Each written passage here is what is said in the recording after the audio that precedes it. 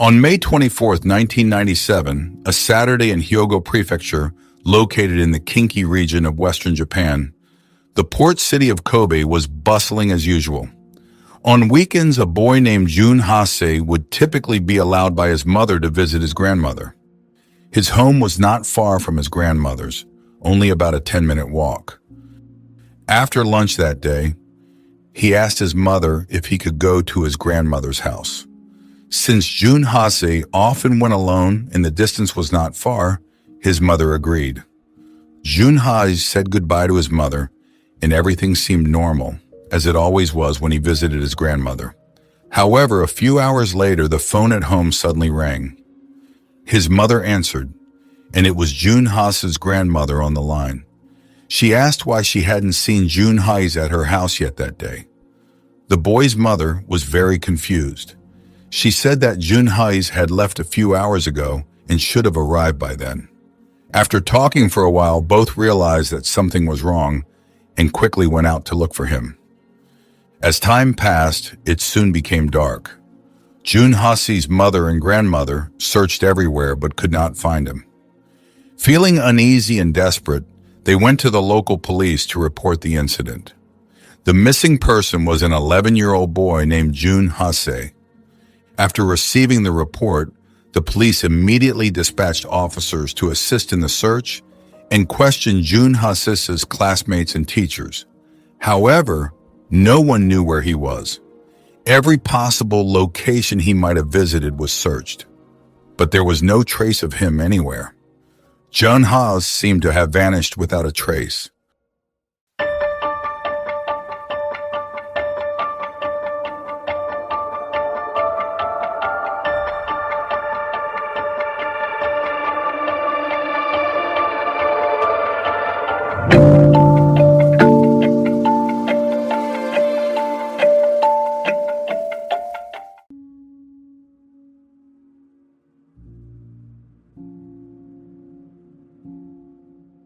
On May 27, 1997, 3 days after Jun Hase went missing, a disturbing scene unfolded at Tomogaoka Junior High School in Kobe City.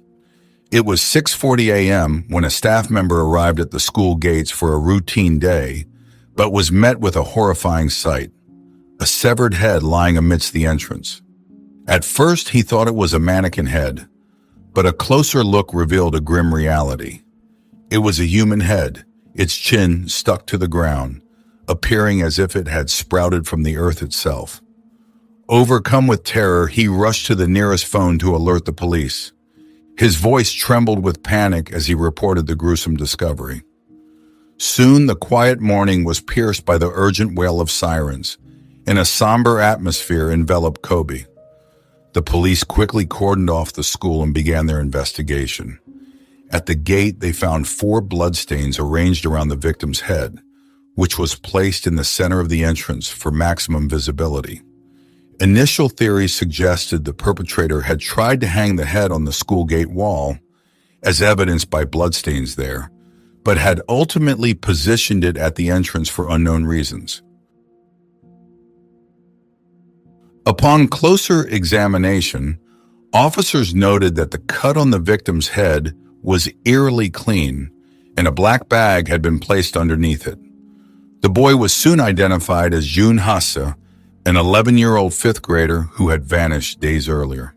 His eyes were scratched, and 2 7-centimeter tears at the sides of his mouth gave him a grotesque, clown-like smile. Compounding the horror, a taunting letter was found stuffed in his mouth. The message was chilling. "The game has begun, you foolish police. Try to stop me. Killing brings me joy, and I really want to see them dead. Join these filthy ones in judgment by death. Let fresh blood punish my years of resentment." The letter featured a cross symbol reminiscent of the Zodiac killer and was signed off as the Drunken Rose, though the envelope oddly bore the name Drunken Rose. After securing the scene, the police expanded their search to the surrounding areas. About 500 meters from the school, near a cable TV station on Mount Tank, they found the rest of Jun Hase's body. His clothes were intact and there were no defensive wounds or traces of another person's skin under his nails, indicating he had not resisted before his death. This brutal crime left the local community in shock, deeply fearful for the safety of their children. Parents hesitated to let their kids go out alone, preferring safety in numbers. The pressure on local law enforcement to quickly solve this appalling case and reassure the frightened public was immense.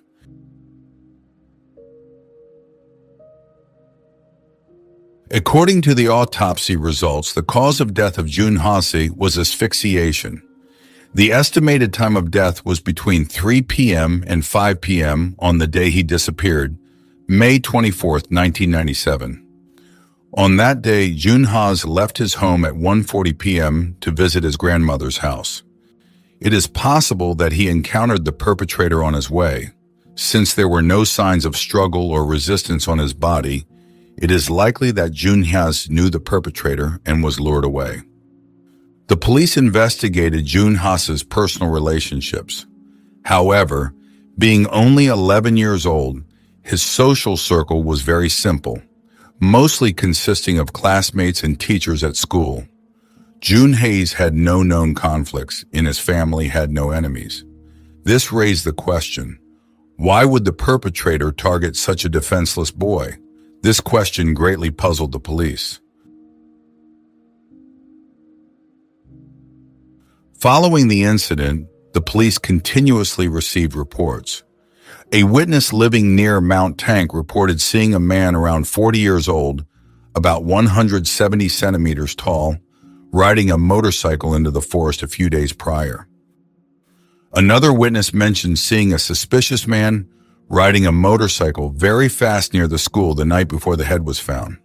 Someone else reported seeing a suspicious black car parked near the boy's home 2 days before the incident. Additionally, a witness saw a black car near Mount Tank. One witness claimed to have seen a muscular man with a buzz cut in the area. Based on these clues, the police sketched a profile of the suspect. All individuals matching these descriptions were investigated.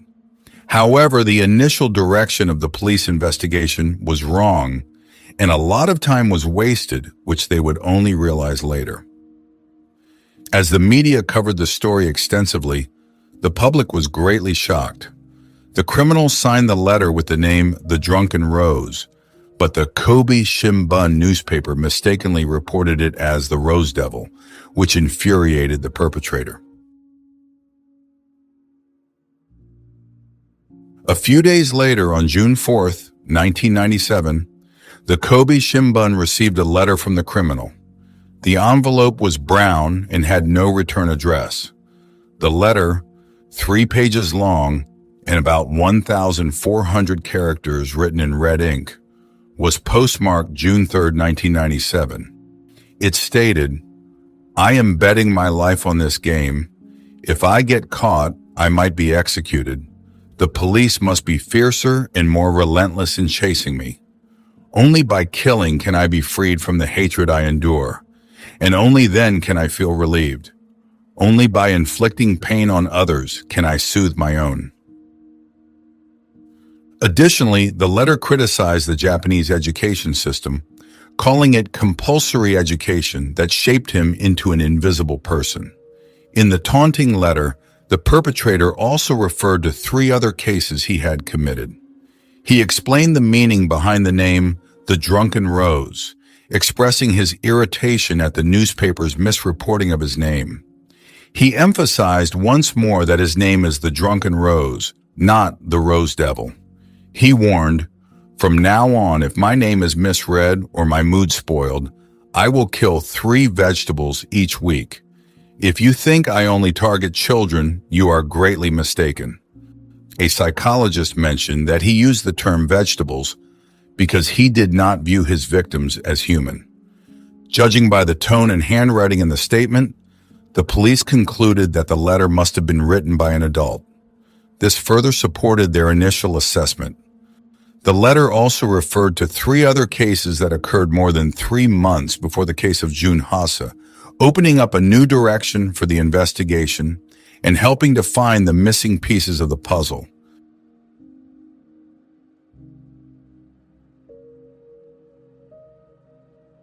Rewind 3 months earlier. On February 10, 1997, around 4:30 p.m., two elementary school girls were walking home together after school when they were suddenly attacked from behind with a hammer by an assailant who then fled the scene. One girl was severely injured, while the other sustained lighter injuries. Since the attack came from behind, the children could not clearly see who assaulted them. They only remembered that the assailant was dressed in a uniform, holding a school bag, and appeared slightly older than them. After learning about the incident, the parents of the two girls contacted Tomogaoka Junior High School in nearby Kobe City to request photos of all students, hoping the girls could identify their attacker. However, the school, concerned about possible complications and eager to protect its reputation, declined their request. Due to the vague statements from the two girls, the police did not pursue compulsory measures. With a lack of clues, the case was investigated for several months without resolution. A month after the girls were assaulted, on March 16, 1997, another incident occurred. That afternoon, a girl named Ayaka Yamashita was playing in Rugasaki Park when someone struck her on the head with a hammer from behind. A passerby found her and took her to the hospital. Unfortunately, due to severe head injuries, she died 9 days later. On the same day that Ayaka was attacked, another girl was also severely stabbed. Fortunately, this girl survived after being taken to the hospital. Given the suddenness of these events, the surviving girl was too terrified to clearly see the attacker's face. The police were initially unable to determine whether these incidents were committed by the same person. It was only after the case of Jun Hase, when the perpetrator sent letters to the media, that the police realized these incidents were all linked to the same individual. Based on the description from the girl in the first incident, the attacker wore a uniform and carried a school bag, indicating they might be a student. If all these incidents were indeed carried out by the same person, the police's initial investigation direction was completely wrong. This criminal could potentially be a minor. During the preliminary investigation, a minor had been seen frequently at the crime scenes. But the police had not considered the possibility of a minor being involved, thus no suspicion was directed at them. Upon realizing that their investigation might have been gravely flawed, the police adjusted their tactics. They conducted searches of all households in the nearby area, focusing particularly on families with minors. Recently, there had been frequent cases of animals being mutilated in the surrounding areas, and several stray cats had mysteriously disappeared.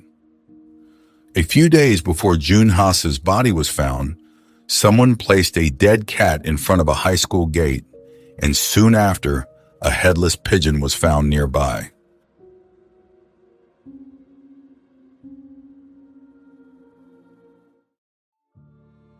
During the investigation, police suspected a 14-year-old high school student. He was attending Tomogaoka Junior High School in Kobe, which was also the location where Jun Hase's body was found. Since the suspect was a minor and in order to protect children's rights, his name was not disclosed. He will be referred to as Boy A. More than 3 months after the attack on two girls, Boy A was placed on the suspect list, although the police lacked concrete evidence. During their investigation of Jun Hase's crime scene, Boy A was observed sneaking around and peeping. The detective, assuming he was merely curious, advised him to go home early. Subsequently, the police visited the middle school Boy A attended. When they compared his handwriting to that in a letter from the perpetrator, they noticed a strong resemblance. Previously, a girl who was slightly injured had accidentally seen a photo of Boy A and confirmed that he was the one who attacked her that day.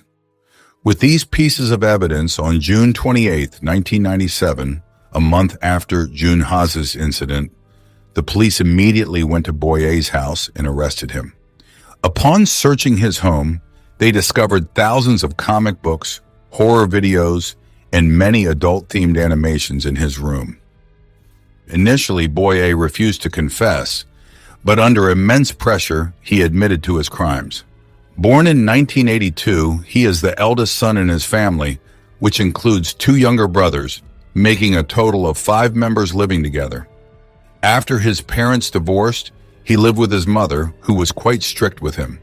Whenever he made a mistake, she would beat him mercilessly. Growing up in such an oppressive environment destabilized his mental condition, often leading to a loss of emotional control. Before starting school, despite knowing his unstable mental state, his mother pressured him to test into a private elementary school. He failed to achieve notable results and ended up attending a public elementary school instead. For convenience, at the age of 7, he moved to live with his grandmother near the school. His grandmother treated him well, and they even raised some small animals together. During this time, his mental condition gradually improved, yet he detested his mother and adored his grandmother. In 1993, when he was 11 and in the 5th grade, his grandmother passed away due to old age, which was a huge blow to him. Her sudden death left him feeling extremely lonely, sad, and desperate. This tragic event sparked his fascination with death, leading him to dissect frogs and snails and watch numerous horror films at home. He rarely spoke, had no friends, and sometimes brought sharp weapons to school, even going so far as to place pins on classmates' seats. Once he even threw scissors at a female classmate. After these actions, he felt very pleased and satisfied. Over time, he was no longer content with dissecting frogs and instead targeted pigeons and crows, eventually moving on to stray cats, not only dissecting them, but also chopping their bodies into pieces. In his mind, he imagined a fictional deity and drew its image on paper. After each offense, he recorded his feelings in a diary and fantasized about praying under the protection of this deity, hoping to avoid arrest by the police. He believed that another persona within him was awakening, whom he called the Drunken Rose Saint. The Drunken Rose Saint, pronounced Sakakibara Sato, is a play on words where Sakakibara sounds like his homeroom teacher's surname and Sato sounds like student. Thus, the real meaning behind the Drunken Rose Saint is the student of Sakakibara. Through his signature, he directly let the police know his identity, which can also be seen as a profound provocation. In February 1995, when he was 13, introduced by his brother, he met and befriended Jun Hase, who was the same age as his brother and a close friend. He frequently bullied other students and even stole dangerous items like knives and hammers from stores. After his teachers became aware of his actions, they contacted his mother, who took him to a hospital for treatment. Doctors diagnosed him with psychological issues, perceiving his view of his environment as distorted and warped. After 3 months of treatment, he showed some improvement and returned to school. He wrote an essay on the decomposition of corpses and threatened to take revenge on his teachers. In February 1997, when he was 14, he committed his first in a series of crimes by attacking 2 girls with a hammer while they were on their way home from school, injuring them. A month later in Ryugasaki Park, he met Ayaka Yamashita walking alone, then pretended to ask where the restroom was. The kind girl led him there. Seizing the moment when no one was around, he told Ayaka Yamashita, "Turn around, I want to thank you." As she turned, he immediately struck her head with a hammer and quickly fled the scene. During his escape, he ran into another girl and brutally stabbed her in the stomach. Before committing these crimes, he wrote in his diary, "Dissecting animals no longer satisfies me, and I want to see how fragile humans are." After the attacks, he wrote, "This morning, my mother watched the news and told me, 'That poor girl, she seems to have died. There are no signs that I have been caught. I thank God for this, and please continue to protect me.'" After school, he often wandered around nearby wooded areas to catch and dissect live animals more frequently. Once he even called a classmate to threaten, "I will kill you just like I butcher animals." After being threatened, the classmates, terrified, told their parents and teachers.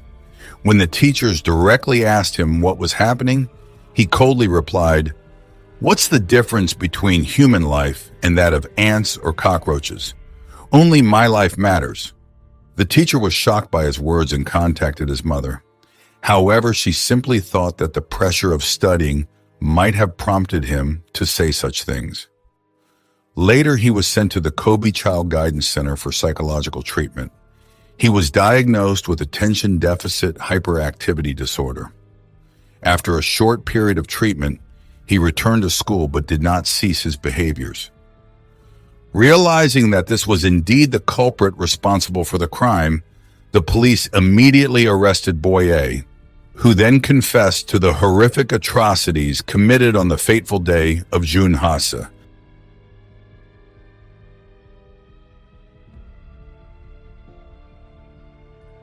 On May 24, 1997, it was a Saturday, and with nothing to do, he rode his bike out for a stroll to look for a target. That afternoon, he saw Jun Hase walking alone on his way to his grandmother's house. Jun Hase was a schoolmate of his younger brother, and they were acquainted.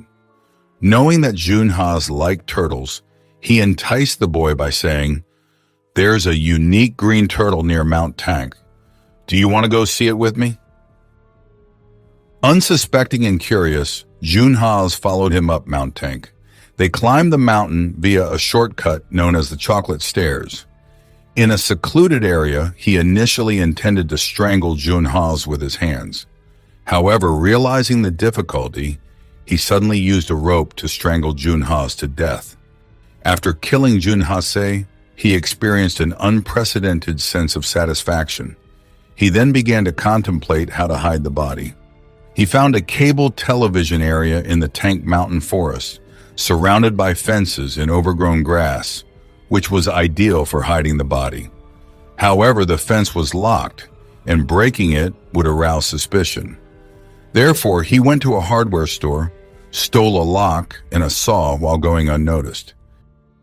He cut the old lock on the fence, hid Jun Hase's body inside, and covered it with branches and leaves. Before leaving, he replaced the old lock with the new one. After finishing, he leisurely returned home as if nothing had happened. He thought to himself that although he had beheaded dozens of cats, he had never beheaded a person and wanted to try it. Therefore, the next day he returned to the crime scene and used the stolen saw to decapitate Jun Hase. After completing these indescribable acts, he felt extremely satisfied both physically and mentally. He then hid the head in a tree hollow and disposed of the crime tools in a pond in Chikunishi Park. The next day, realizing that the body would eventually be discovered, he decided to take the initiative to let others know rather than wait. A crazy idea struck him to place the head at the school gate, thinking that by doing so, the police would not suspect a student. He chose this spot for two reasons. First, it was highly visible to anyone passing by. Second, he despised the school's education system and believed that discovering the head at the school gate would negatively impact the school. He executed his gruesome plan, taking the head out of the tree hollow and placing it in a black trash bag. After returning home, he shaved his head clean to disrupt the police investigation and decided to masquerade as the perpetrator's image. He enjoyed manga and copied phrases from a comic book, altering some words to craft a taunting letter. The tone resembled that of an adult. At 1 a.m. on May 27, 1997, he arrived in front of the high school gate. Initially, he attempted to place the head on the wall to attract more attention, but after several failed attempts, he couldn't secure it. Then he tried placing the head in a corner, but it was not easily visible and did not achieve the shock he desired. Finally, he placed the head right in the middle of the school gate. After making sure everything was in place, he stood there for about 5 minutes before biking home. The next morning, a school staff member discovered the horrifying scene.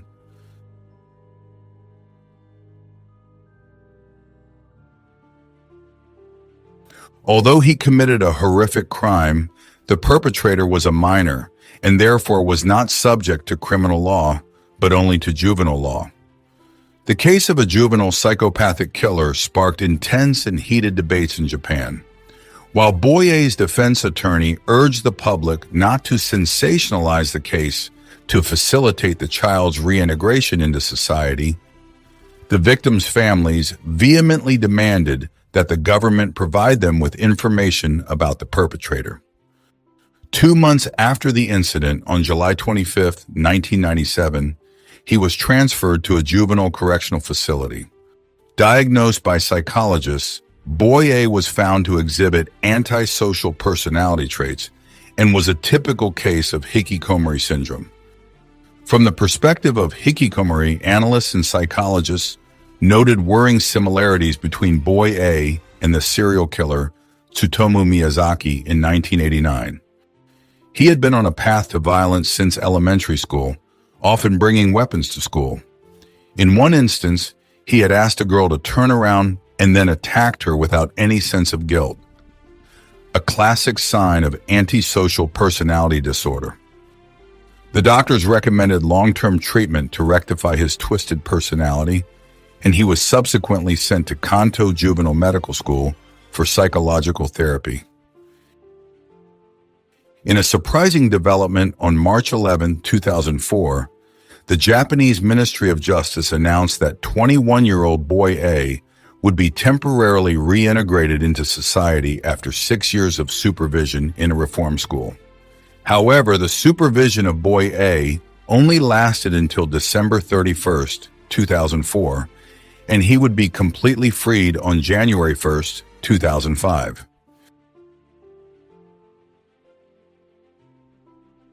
By 2013, when he was 31 years old, a newspaper located him and asked him to write an autobiography.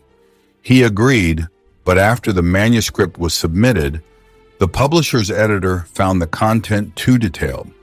It graphically described all the details of his crimes and mental journey, even after undergoing juvenile reform, and he seemed to show no remorse.